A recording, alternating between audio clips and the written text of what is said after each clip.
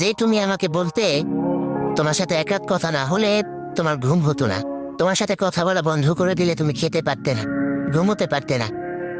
তুমি সবসময় বলতে আর যাই করো, অন্তত পক্ষে আমাকে অবহেলা করো, কথা বলা বন্ধ করো।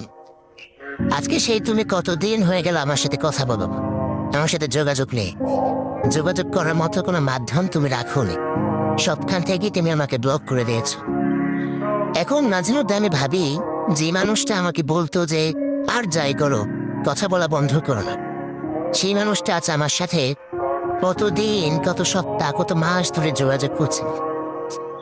আচ্ছা, তুমি কি এখন সুখে আছো? তুমি তো আমাকে বলতে যে আমার সাথে কথা না বললে নাকি তোমার কষ্ট হয়, দম বন্ধ হয়ে যায়।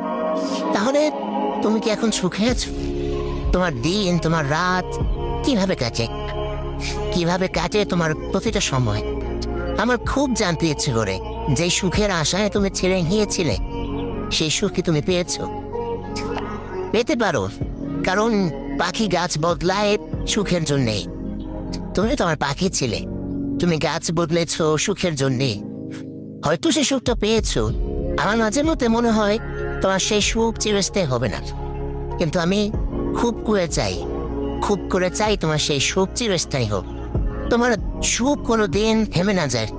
তুমি এখন যে মানুষটার কাছে আছো, আমি চাই সে তোমাকে আগলে রাখো, আমার থেকেও বেশি ভালোবাসো, প্রচন্ড রকম ভালোবাসো, কোনোদিন তোমাকে ছেড়ে না যায়, তোমাকে একটা কবুতরের মতো যেন বুকের মধ্যে আঁকলে রাখিয়ে জাপটে ধরে, কখনো কখনো যেন তোমার হাত দুটো ছেড়ে না দেয়।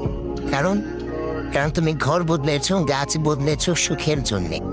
সেই সুখটাই যদি তোমার কাছে চিরস্থায়ী না হয়, তবে তুমি আমাকে ছেড়ে গিয়েছো কেন? তবে আর যাই বলো, যেহেতু ভালোবেসেছি সেহেতু আমি চাই তোমার